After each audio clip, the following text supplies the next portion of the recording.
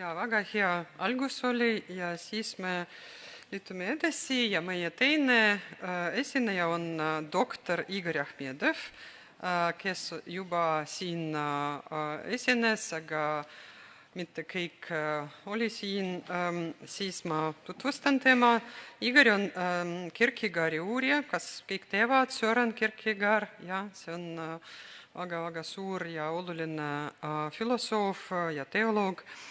Ja ta see aasta kaitses oma doktoritöö Kierkegaardi hariduse teoloogiast.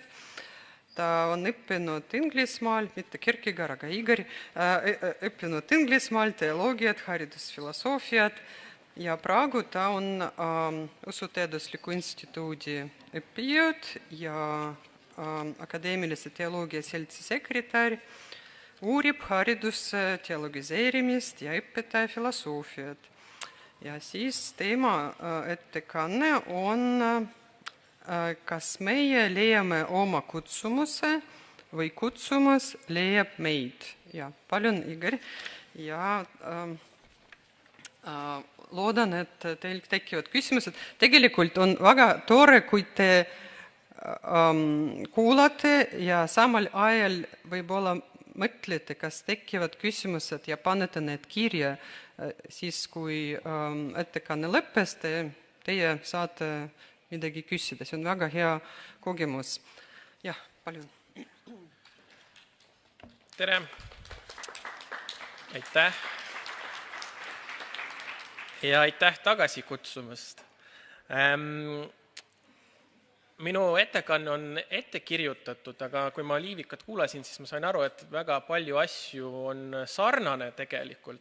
Ja ma olin kunagi ka inglise keele õpetaja, et kui Liivika rääkis kutsumusest kui calling, siis mina võib-olla räägin kutsumusest kui vocation, ehk just võib-olla natukene sellest, mis tööd peaks valima või mis järgimine, eriti gümnasistide peale mõeldes, et varsti lõpetan ja mis siis. Aga enne ma tahaks küsida, et tõstke käsi need, kes tahavad minna ülikooli või need, kes on juba ülikoolis käinud, siis võivad ka käsi tõsta. Oleks vist pidanud küsima, kes ei taha minna. Aga jätke käsi püsti, kui teie vanemad või teie õpetajad või keegi muu on teile rääkinud elu jooksul, et te peate kindlasti minema ülikooli. Aitäh! Ehk siis umbes pool. Ja siis veel üks küsimus, et lihtsalt kontekstiks, et tõstke käsi teie, kes te olete kuulnud midagi Platoni koopa allegooriast. Mõned on, ehk siis ma eeldan, et teile on seda tutvustatud, siis ma eriti siis ei lähe sisse seletama, mis see on ja loodetavasti jooksvalt tuleb midagi meelde. Aga ma tahan jutustada teile elus tõesti sündinud loo, mida Briti haridusfilosoof Nigel Tubbs on oma 2005. aasta raamatus Philosophy of the Teacher ehk õpetaja filosoofia kirja pannud, et illustreerida just seda Platoni koopa allegooriat. Ja kontekstiks siis nii palju, et kogu see tegevus, millest ta räägib, toimub Inglismaal. Tsiteerin. Täiskasvanu elukogenud üliõpilane alustab ülikooli õppesainet, kus uuritakse Ühendkuningriikide 1944. aasta haridusseadust. See rajas valikusüsteemi keskhariduse jaoks aastakümnetel pärast teist maailmasõda. Juhtumisi on ta inimene, kes käis 70. aastatel tavalises keskkoolis, oles läbi kukkunud jutumärkides 11-aastasena tehtava eksami. Kool tundus talle igav ning ei kõnetanud tema kujutlusvõimet ega mõtlemist, mistõttu ta lahkus väheste teadmistega. Ei tema kodune olukord ega ka õpetajad ei innustanud teda edasi õppimist kaaluma, rääkimata ülikoolist. Nii läks ta pärast kooli lõpetamist tööle ja pidas mitmesuguseid ameteid. Lõpuks ta abiellus ja sai lapsed. Nägi neid suureks kasvamas ja iseseisvumas. Nüüd tunneb ta vajadust oma eluga midagi ennemat ette võtta ning pöördub tagasi hariduse juurde, omandab vajalikke kvalifikatsioone ja saab lõpuks koha ülikoolis.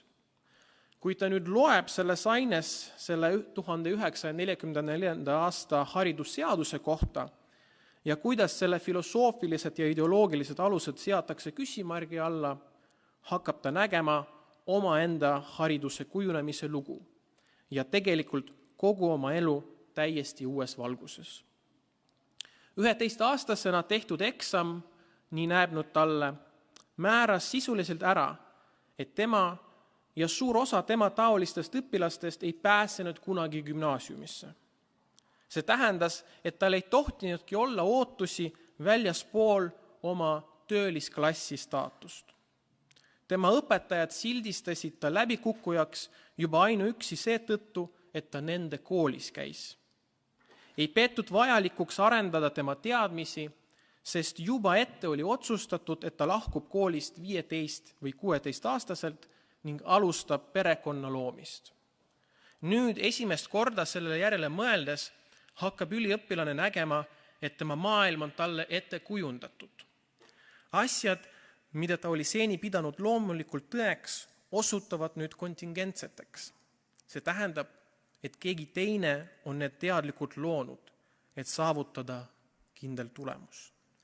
Viis, kuidas ta oli mõistnud iseennast ja oma elu muutub. Teda oli sunnitud tundma end rumalana ja hariduslikult lootusena, kuid see oligi nii kujundatud. Ta muutub vihaseks, sest nüüd ilmneb, et see, mida ta oli pidanud oma elu tõeks, olid vaid varjud Platoni koopaseintel, nende, kes olid tema ja tema taoliste üle otsuseid teinud, ilma et oleksid talle sellest rääkinud. Nüüd nagu vang koopas, kes pöördub ringi, avaneb tema ees uus viis maailma mõista. Nüüd näeb ta varjusid kõikjal. Ta näeb ideoloogiat, ta näeb spinni. Nüüd hakkab ta ise mõtlema selle asemel, et lihtsalt vastu võtta talle esitud versiooni maailmast. Ta on liikunud näivuste maailmast arusaamise maailma, kus ta mõtleb ise. Ta on alustanud isikliku avastus- või valgustusteekonda, väljumist koopast. Tsitaadi lõpp.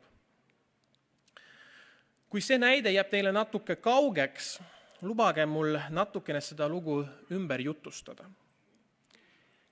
Helena tuleb tavalisest Eesti perest, isa on elektrik, ema trammijuht. Nad elavad Tallinnas ja kui Helena saab 7-aastaseks, saadavad vanemad ta kodukoha järgse kooli. See on üks kool Mustamäe magalate vahel. Kuna peres on veel 2 last ja vanemad on kogu aeg tööl, peab Helena kuidagi ise hakkama saada. Nii möödub 9 aastat koolis, ta läheb kutsekooli õppima, peale kutsekat läheb Helena tööle, sest ülikool tundub talle nii kauge, tema polegi akadeemiline, vaid pigem praktiline inimene, või vähemalt ta mõtleb niimoodi.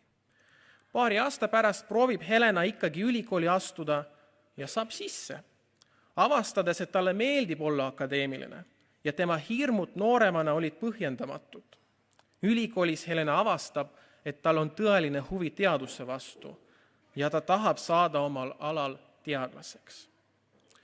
Ma võin veel jutustada Helena sõbranna Laurast, kelle vanemad olid jõukamad, nii käis Laura kord nädalas eraõpetaja juures, või siis Leenast, keda Helena kohtas ülikoolis, kes käis ühes eliitkoolis, või siis Mašast, kes käis nii-öelda üleminekukoolis või nii-öelda vene koolis. Ja siis nad kõik kohtusid ülikoolis ja nende elulood olid natukene erinevad. See, mida ma kirjeldan, on olukord Eesti haridussüsteemis.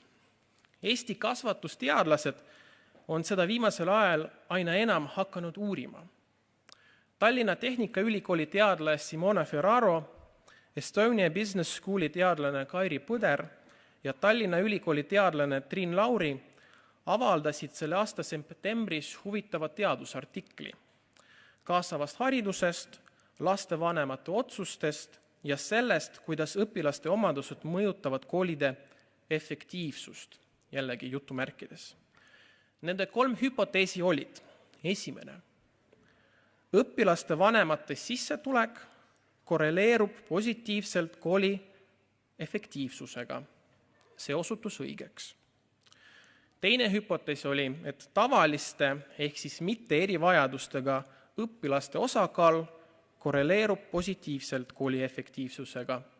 See osutus ka õigeks. Ja kolmas oli, et kodukeele järgi määratletud immigrantidest õpilaste osakaal korreleerub negatiivselt kooli efektiivsusega. Ehk siis, kui meil on eesti kool ja seal on näiteks venekeelsed lapsed, ehk siis korreleerub negatiivselt. See ei osutunud õigeks. Aga need teist, kes on huvitatud sotsioloogiast, majandusest või sotsiaalteadustest laiemalt, võib-olla tunnevad hästi terminit kapital. Selle sõna kõige levinum seos on majandusliku olukorraga. Meil on kogutud mingisugune majanduslik kapital, kas mingi raha, avatud investeerimiskonto, võib-olla on teie vanemad selle teile teinud. Võib-olla te olete ise juba säästnud midagi. Aga eelmise sajandi 70. ja 80. Prantsuse sotsioloog Pierre Bourdieu tegi haridusteooria, sotsioloogia ja eriti majandussotsioloogia jaoks murrangu, kui ta laiendas kapitali mõistet majanduslikul definitsioonist kaugemale. Oma 66 aasta essees The Forms of Capital ehk kapitali vormid räägib Bourdieu lisaks veel kultuurilisest, sotsiaalsest ja sümboolsest kapitalist. Kultuurilise kapitali all mõistab kehastunud hoiakud, ehk siis hariduslikku kvalifikatsiooni ning kultuurilisi teadmisi ja oskusi. See kõik mõjutab, millised inimesed me oleme. Aasta 2010 teadusajakirjas Research in Social Stratification and Mobility ehk maakeeles sotsiaalse kihustumise ja mobiilsuse uuringud ilmus üks teadusartikkel, kus uurijad leidsid järgmist, et raamatuküllastes kodudes kasvavad lapsed saavad 3 aastat rohkem haridust kui raamatuteta kodude lapsed, olenemata vanemate haridusest, ametist ja majanduslikust klassist. See on sama suur eelis kui ülikooli haridusega vanemate laps, võrdlemisi kooli hariduseta vanemate laps ning 2 korda suurem eelis kutsetööga isa laps kui lihttöölisest isa. Ehk kui teil on kodus raamatud, siis te olete juba haritum kui see, kellel kodus ei ole raamatuid. See, et kodus on raamatuid või vanemad viivad muuseumisse või on võimalus reisida välismaale, kõik lisandab väärtust meie kapitalile. Teine oli sotsiaalne kapital, mille all mõtleb Bourdieu sotsiaalsete suhete ja sidemete võrgustikku. Kes on sinu sõbrad? Kes on sinu vanemad?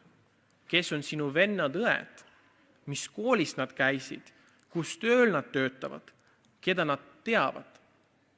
Ja sümboolne kapital, ehk kas sa oled ühiskonnas tuntud, sotsiaalmeedia sunamudija, sportlane, kirjanduspreemia laureaat, Rakett 69 võitja ja muu sarnane. Bourdieu kasutab seda illustreerimiseks, et sellist asja nagu võrdsed võimalused pole olemas. Me kõik alustame erinevates kohtades. Me võime isegi käia samas koolis, aga meie perekondlik taust mõjutab vägagi seda, mida meilt oodatakse ja millised valikuid me teeme. Meie ühiskonnas on levinud meritokraatlik arusaam, ehk arusaam, et inimese positsioon, edu ja staatus peaksid sõltuma tema isiklikest võimetest, pingutusest ja saavutusest. Tundub õige, aga meritokraatia oli oma algusajas hoopis mõeldud utoopiana ja oli pigem taunitud. Sellest halvast utoopiast räägib ka Michael Youngi 58. aasta raamat The Rise of Meritocracy, mis tegi terminit meritokraatia üldse populaarseks.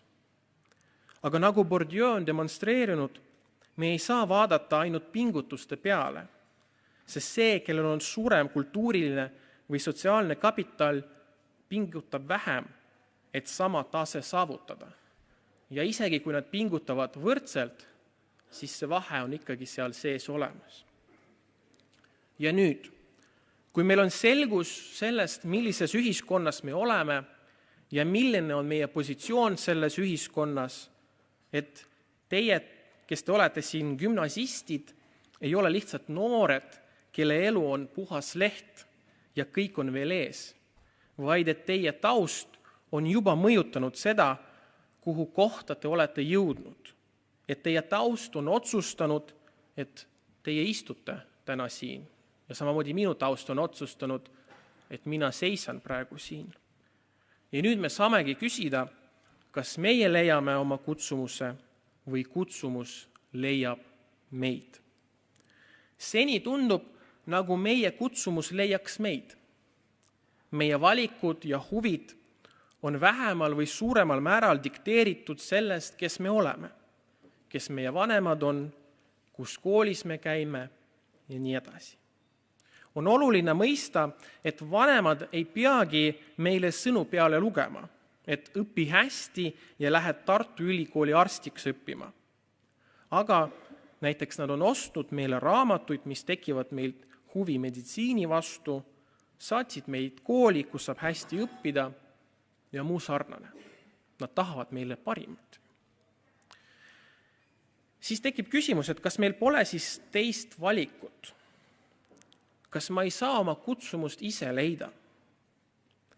Lubage mul rääkida teile veel üht tõesti sündinud lugu. Kolmapäeval, 17. juulil aasta 1835 22-aastane Kopenhaageni ülikooli tudeng Søren Åby Kierkegaard reisis kohta nimega Hilleli, mis asub Taani Põhja-Zeelandi poolsaare põhjaosas. Ta viibis seal 2 kuud, üritades puhkamist ja samas üritades kõrvutada puhkamist ja keskendumist enda ülikooli õpingutele, mis oli Kopenhaagenis aktiivse sotsiaalse elu tõttu raskendatud. Ja ma võin kinnitada, et ülikool tõesti segab pidutsemist. Søren peab päevikut ja enamus tema peagi 20 sissekandest jutustavad ühe või teise geograafilise vaatamisväärsuse kohta. Küll aga on tema kirjutamisstiil üsna imelik. Üsna tihti alustab ta kirjeldades oma jalutuskäigu, aga lõpetab mustandiga sellest, mida võiks nimetada ajurünnakuks mingisuguse novelli jaoks. Nii siis ka 1. augustil sellele asemel, et kirjutada oma reisist, kirjutas Søren oma päevikusse sissekande, kus ta üritab arutleda selle üle, miks tal on ülikooli õpingutes nii-öelda vaimne blokk ja mõtiskleb, ega uus uurimishuvi ei aitaks tal sellest üle saada. Tsiteerin. Seepärast arvasin, et võiksin ehk saavutada suuremat melerahu, kui võtaksin ette uue uurimisvaldkonna ning suunaksin oma jõupingutused mõne teise eesmärgi poole. Võib-olla oleksin isegi suutnud mõnda aega niimoodi vaigistada teatud rahutust. Ehkki pole kahtlust, et see oleks naasnud veelgi jõulisemalt, otse kui palavik pärast jahedast joogist saadud ajutist kergendust. Ja siis, nagu välk selgest taevast, ta ütleb, mida ma tõeliselt vajan, on selgus selles, mida mina pean tegema. Mitte selles, mida ma pean teadma, välja arvatud selles mõttes, et teadmine peab igale teole eelnema. Küsimus on minu enda saatuse mõistmises, selles, et näha, mida Jumal tegelikult tahab, et ma teeksin. Küsimus on leida tõde, mis oleks tõde minule, leida idee, mille nimel ma olen valmis elama ja surema. Ja ta jätkab, mis kasu oleks mulle sellest, kui ma avastaksin nii nimetatud objektiivse tõe või ma töötaksin läbi filosoofide süsteemid ning oleksin võimeline need kõik vajadusel vastutusele võtma, osutades igast neist peituvale vastuoludele ja mis kasu oleks sellest, kui ma suudaksin koostada teooria riigist ja nii edasi ja nii edasi ja nii edasi, kirjeldades oma ülikooli õpinguid. Kuidas siis leida tõde, mis oleks tõde minule? Leida idee, mille nimel ma olen valmis elama ja surema. Kuidas siis leida seda kutsumust? Kierkegaard võib tunduda meile väga dramaatilisena. Ma olen näinud seda tsitaati, küsimus on leida tõde, mis oleks tõde minule, leida idee, mille nimel ma olen valmis elama ja surema, ka erinevates motivatsiooni postitustes sotsiaalmeedias. Võib siis tunduda, et kutsumus tulebki meile kuskilt ülevalt, et see on midagi nii suurt ja elu muutavat. Aga kas see on nii? Kas see on see, mida Kierkegaard siin öelda tahab vähemalt? Kierkegaardi idee, mille eest olen valmis elama ja surema, saab mitut moodi tõlgendada ja lubage mul siis pakkuda ühte. Kierkegaardi sõnum on see, et asjad ei saa meid külmaks jätta. Olgu need meie edasised õpingud või töövalikud. Ei tohi valida lihtsalt midagi, mis tundub nagu hea valik. See valik peab meid eksistentsiaalselt liigutama.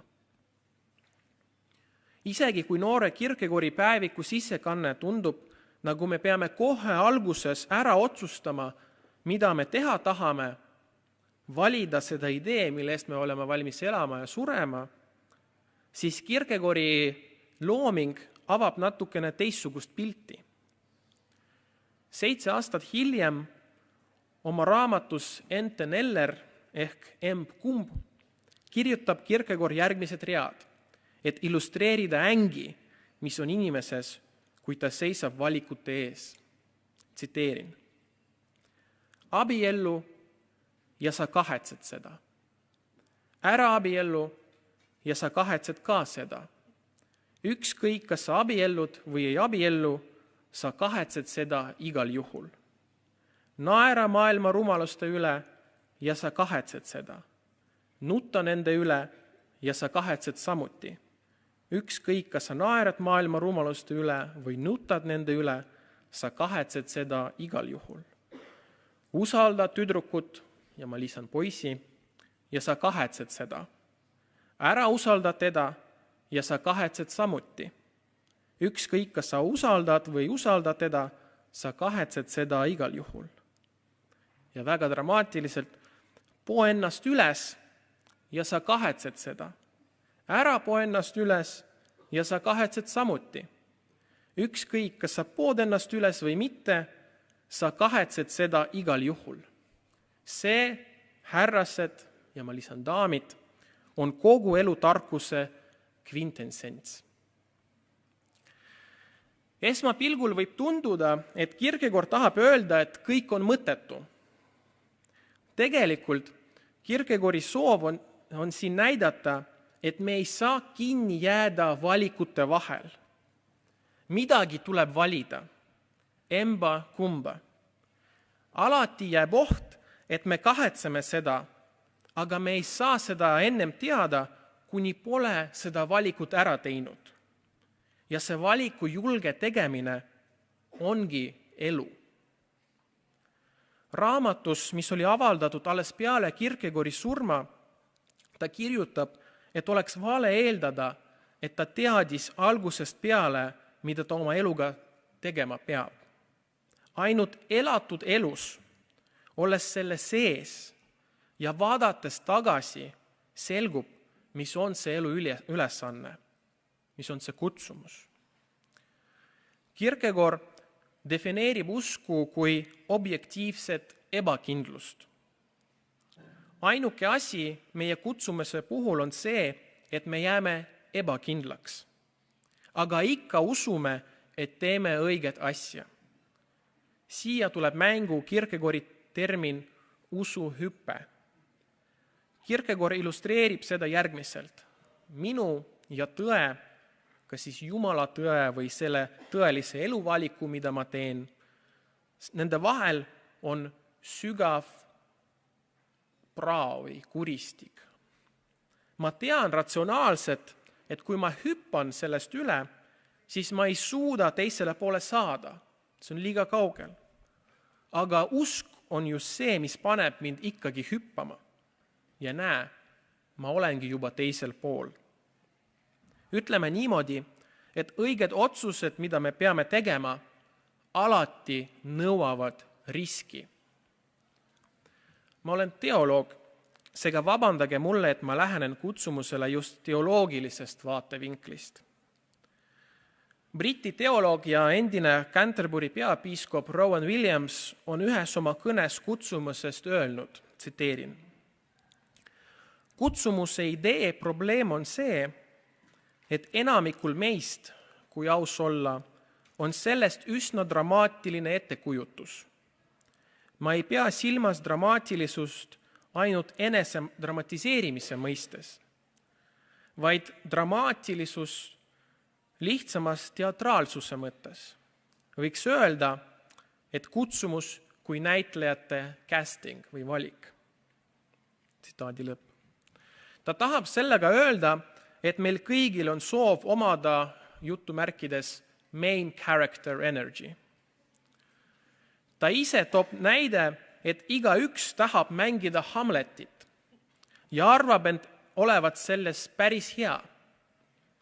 Probleem on see, et meie roll on hoopis 30-sekundiline taustaroll. Äkki teil on meeles, kuidas lasteaia näidendis keegi pidi puud ka mängima. Kristlikul teoloogial on palju öelda kutsumuse kohta, aga see tuum on päris lihtne. Williams selles samas kõnes ütleb, et igal ühel meil on oma roll mängida Jumala igaveses näidendis. Seega ühest küljest, kui te ei tea veel, mida oma eluga ette võtta, ärge muretsege, sest igal ühel on oma kutsumus ja küll see tuleb. Ühes teises raamatus monastilisest kutsumusest kirjutab Williams järgmist. Kutsumus on kohutav langemine elava Jumala kätte.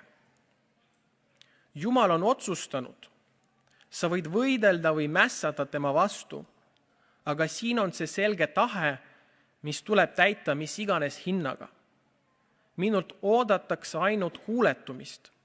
Tegelikult pole mul siin mingeid õigusi. Ma kuuletun, ma kannan ristilöömise tagajärgi, sest ma olen, olgugi kui tahes ähmaselt ja nõrgalt, valinud armastada Jumalat ja täita tema tahet. Tsitaadi lõpp. Midagi, mille üle võiks reflekteerida järgmine kord, kui me meie isa palveid sõnu sinu tahtmine sündigu ütleme. Aga jätame seda punkti meelde. Kutsumus on seotud Jumala tahtega ja mitte meie tahtega. Või kui jätame religioossed paralleelid välja, kutsumus ei ole enda soovide täitmine. Protestantlikus teoloogias on see eriti rõhutud läbi kõigi usklike preesterlust. Kuigi mida see täpsemalt tähendab, võib sõltuda sellest, kas küsida baptistilt, luterlasel või anglikaanilt, mõned põhimõtted on ikka samad. Tähtsaim on nimelt see, et kuigi mõned on eraldi valitud olla preestrid, diaakonid või piiskopid, siis see omakorda ei tähenda, et ülejäänud ilmalik rahvas on kuidagi eraldatud sellest. Olla preester või piiskop on lihtsalt spetsiifiline teenimise viis, spetsiifiline kutsumus, aga see on ikka osa üldises preesturluses.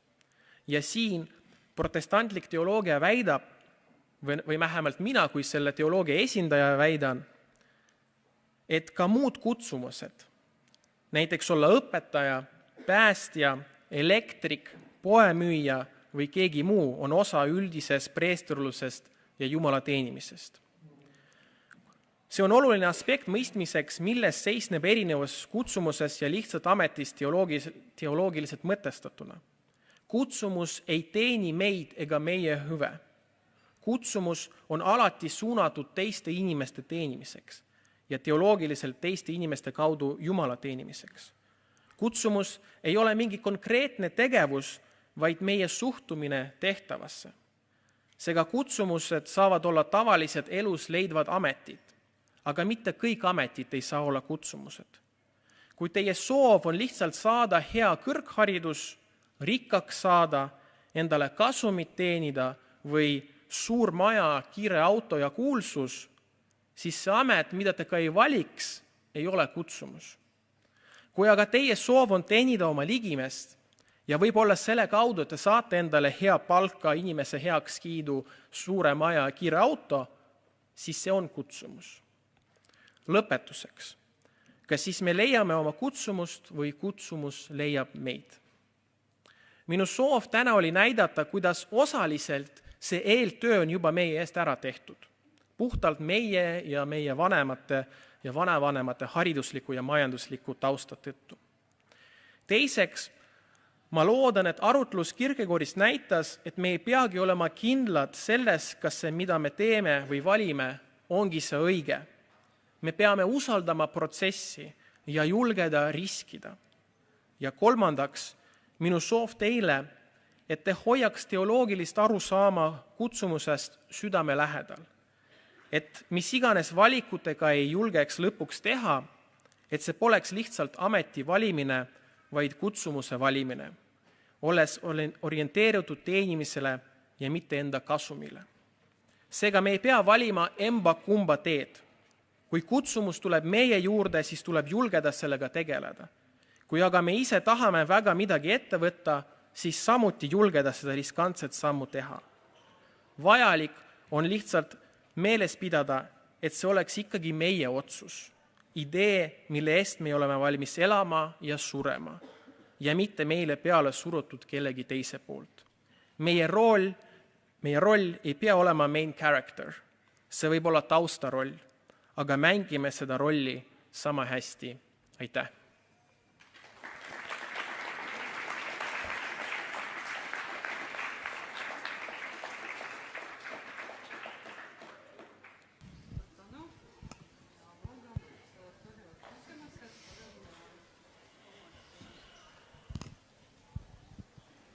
Jaa, ma tahaks küsida, need ideed, mis ma täna siin kuulsin, on see mõttes, on kristliku teoloogia põhinev ja on vägagi minu vaates progressiivsed, aga kui vaadata kui kristlust ja kristlasi, siis on vägagi tihe selline konservatiivne nägemine maailmast. Et kuidas on see tekkinud ja mingi määral ma juba ise tean, kuidas see on tekkinud, aga kuidas me saame sellest rääkida ja võib-olla mõjutada, kui viia siis kristlust kui poliitilise identiteedi viia lähemale see teoloogilise arusaamale. Aitäh! Ma pean endale teadvustama seda, et ma praegu olen õigeusu koolis ja et minu paremalt kätt asub ka õigeusu kabel, nii et pean hoolikalt valima oma sõnu võib-olla. Aga ütleme, et mul on akadeemiline vabadus öelda mida iganes. Ma arvan, et siin on mingil määral kultuuride kokkupõrge ja siin on kristluse kokkupõrge. Ma arvan, et protestantlik teoloogia on natukene võib-olla rohkem sellele avatud kui näiteks õigeusu teoloogia. Kuigi samas õigeusu teoloogias viimasel ajal hakati tegelema ka poliitilise teoloogia, aga nii palju kui mina saan aru ja Irina võib ümber lükata, et see on suht hiljutine nähtus, et seda väga akadeemiliselt hakatakse arendama. Katoliku kirikus, katoliku teoloogia juba 20. sajandi algusest tegelete sellise nagu poliitilise vaadega. Asi on selles, et kõik asjad ei pruugi meile võib-olla meeldida. Ja see, mida kirik valib, mina olen ka nagu luterliku kiriku liige, ei pruugi mulle ka kõik sobida. Aga selleks ma tegelengi teoloogia, et seda suunda natukene muutma. Ja ma arvan, et teoloogiline mõtte vahet ei ole, kas see on katoliku teoloogid, õigeusu teoloogid või luterliku teoloogid, et seal on alati olnud mingisugune vastuolu kiriku institutsiooni ja siis teoloogide vahel. Õigeusu traditsioonis ma tean nii palju, et on olnud vastuolu näiteks piiskopite ja mungade vahel. Et seal peab alati see kriitika olema. Ja ma arvan, et selleks, et mitte öelda, et kirik või peaks progresseeruma, et see võib olla, mõnele ei meeldi selline väide, aga ma arvan, et see kriitika, mitte selles mõttes, et kõik on halb, vaid kriitika kui kaemus enese kohta ja oma traditsiooni suhtes peab alati olema. Ja mul on kurb näha, et mõned kirikud ei ole võib-olla sellised, aga mõned ikka on. Ja kirik kui institutsioon on suur ja seda, et laeva nii-öelda ümber pöörata, võtab mingit aega. Aga lõpuks ma arvan, et neid voole on nii palju, et nad on olemas ka nende traditsioonide sees. Et ma ei jätaks kirikut maha või kõrvale, vaid ma oleks selle sees või ma olengi selle sees, et just neile sees üritada kuidagi seda suuna mudida.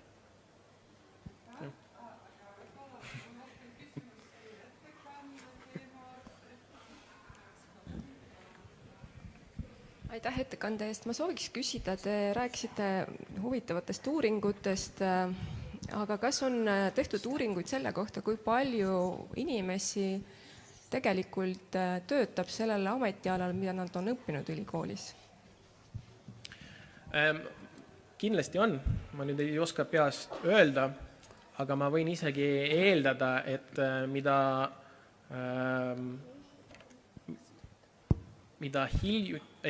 rohkem edasi, seda vähem inimesed töötavad nendel aladel, mida nad ülikoolis valisid, sest see suund ülikoolides on ikkagi see, et õpetatakse mingisuguseid oskusi, mis on ülekantavad, sest meie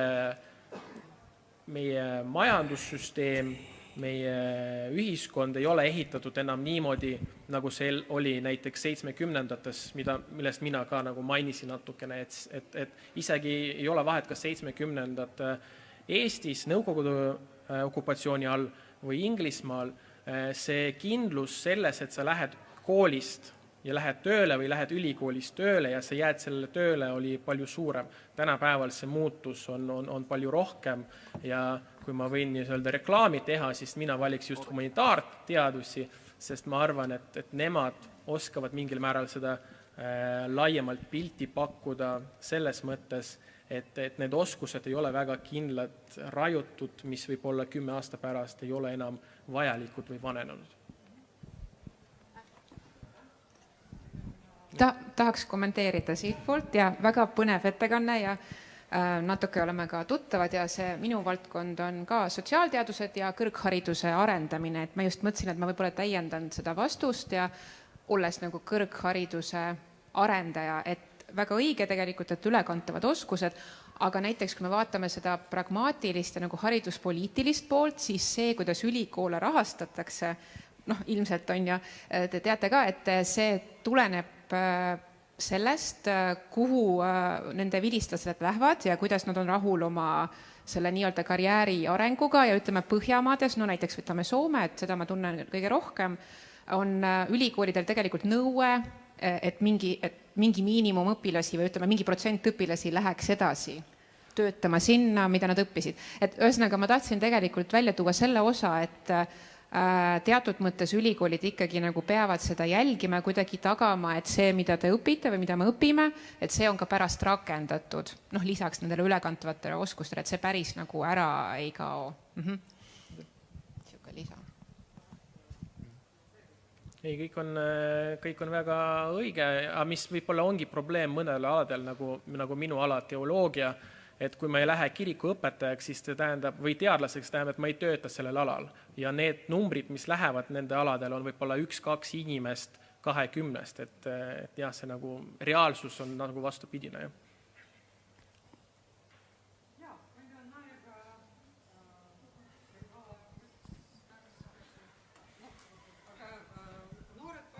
Suur tänu. Täna hommikul uudis, et haridusministeeriumis tehakse seda, et juba võib-olla järgmise aasta sügisest või kevadest õigemini esimesesse klassi eksamitega või nende proovikatsetega ei saa, et oleks kõigil võrdsed. Mis on tulemus tuleviku peale, kutsumuse peale? See on nii suur laekas, mida avada üldse need koolid, kellel on valikud ja kellel ei ole valikud. Ja no, ma arvan, et see, nagu, need ebavõrdsuse teemad on tegelikult uuritud ka meil Eesti kasvatusteadlaste poolt, mis on tegelikult näidanud, et see, et kui koolil on esimese klassi eksam, siis see kasvatab ebavõrdsust.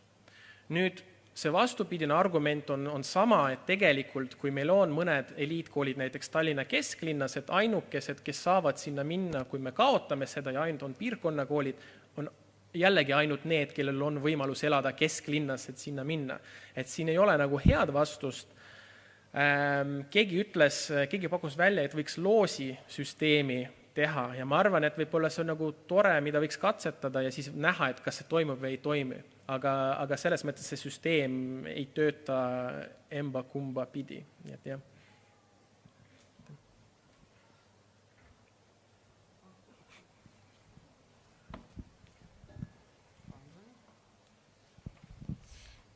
Ma tahtsin küsida, et millal ja kus oma elus teie kõige kõvemini kahtlesite oma kutsumuses? Siis, kui ma doktoritööd kirjutasin võib-olla, et siis, kui sa nagu ei kirjutanud ennast, et sa istud seal kabinetis, sul on Wordi fail avatud, sa oled üksi, sul on raamatud, PDF-failid enda ümber ja sa mõtled sellest, et kas see on üldse õige valik, mida sa teed. Ja tegelikult, millal ma olen veel sellest kahelnud, on siis, kui ma sain oma doktorikraadi. Ma sain oma doktorikraadi see suvi ja siis järgmine nädal, kui mind eksmatrikuleeriti, tead, mis ma tegin? Ma läksin töötukassasse ja võtsin endast töötuna arvele. Ja siis sa mõtled, et oleks ma elektrik, mul oleks töö juba olemas. Kuna ma ei ole, mul on selline nagu väga spetsiifiline ala, et siis see nagu, aga siis, et see ei ole nagu kõik nii kurb. Üks päev ma istusin Tartu Ülikooli raamatukogus, ma õpetan religioonifilosoofiat Usuteaduse instituudis ja ma kirjutasin oma loenguid valmis. Ja siis tegelikult ma sain aru, et vahet ei ole, kas mul on kindel töö või mitte, et see kutsumus on ikkagi õige just sellepärast, et ma tundsin rõõmu selle üle, et ma istun siin, mu aju natukene käriseb, mul on tegelikult endal raske, sest ma päriselt ei saa aru sellest, mida ma olen oma tudengitele andnud lugeda, aga ma pean sellest aru saama ja ma pean neile veel sellest loengu pidama ja siis ma tundsin ennast nagu nii sellist nagu rõõmu ja rahu, et tegelikult nagu see on tore, see ongi see, mis mulle meeldib teha.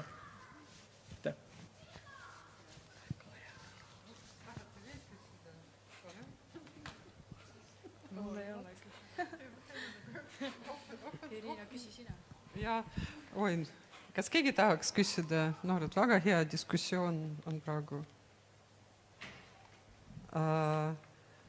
Jaa, aga no võib-olla ma küsin, aga ma ei taha, et võtaks palju aega võib-olla lühikeselt, aga mis on see teoloogiline või protestantliku teoloogia vastu selle ebavõrdluse probleemi eest? No, rääkisime nagu haridusest või ma ei tea, soo nagu küsimusest, et no, meil on need piirangud mitte ainult nagu majanduslikult, aga ka okei. Ma ei tea, kas ma suudan protestantlikust teoloogiast vastata, sest ma just lugesin paavst Leo 14. apostliku exhortatsiooni, apostolic exhortation, Dilexite, kus ta just räägib sellisest majanduslikust, just sellest nagu vaesuses, mis eksisteerib ja tema ütleb seda, ja ma olen sellega nõus ja ma arvan, et protestantlik teoloogia võtab seda ka omaks ja ma eeldan, et ka õigeusu kirikud, et katoliku teoloogias on see väga selgelt sõnastatud, et kirik on vaene kirik vaeste jaoks. Et neil on see nagu see eelvalik, see rõhk, millel on need vaesed ja ma mõtlen siin majanduslikult vaesed, mitte nagu vaimu vaesed või midagi, see on ikkagi nagu majanduslik vaesus ja katoliku õpetus, kas see nagu reaalsuses paistab välja, kui me neid kirikuid näeme, see on nagu teine küsimus, aga ikkagi nagu vähemalt tänapäeval need need mittetulundusühingud ja erinevad, mis need on eesti keeles, charities, mis nagu tegelevad selle heategevusega, et see on nagu sellele suunatud ja ka nagu ka hariduse mõttes. Et meil on Eesti kontekstis, jah, meil on see ebavõrdsus, aga Eesti kontekstis no me peamegi sellega tegelema ja seda parandada, aga kui me vaatame seda üleilmset konteksti, siis on olukorrad, kus inimestel lihtsalt ei olegi võimalus nagu kooli minna. Ja ma arvan, nagu no, sellises nii-öelda abstraktse teoloogia mõttes seda peab adresseerima nagu kohe kiiresti, et lapsed üldse saaks haridust. Ja kui me mõtleme nagu Eestis, siis nagu isiklikult ma pean nagu seda üles tunnistama, jah, et mina nagu pooldan seda, et meil ongi nagu need, et see nagu valikud koole, et meil seda ei oleks. Just selles, et ma arvan, et kui erinevad ühiskonnagrupid omavahel on koos, siis jah, seal võib tekitada tagakiuse, mis iganes, aga ma arvan, et seal tekivad ka need võimalused kohtuda inimesega, kes ei ole sinu sarnane. Ja ma arvan, et kui me räägime, et mida võiks siis üks kristlik kool teha, siis kristlik kool võikski teha seda, et kui nagu on olemas see õppemaks, aga et mingi osa õpilasi olekski võetud näiteks stipendiumiga, et selles mõttes, et kellel muidu ei oleks üldse võimalust selle koolisse nagu saada, et siis vähemalt need õpilased saaks, aga siis nagu see kool peaks neid väga hästi hoidma, et ei tekiks seda, et te olete siin stipendiumiga ja meie maksame, et kes te siin üldse olete, et nagu seda nagu tuleb ka nagu ära lahendada, aga ma arvan, et see on nagu üks selline valik, mida võiks nagu praktiliselt ka ära teha, et pakkuda seda koha ja seda võimalust neile, kellel muidu ei oleks seda võimekust.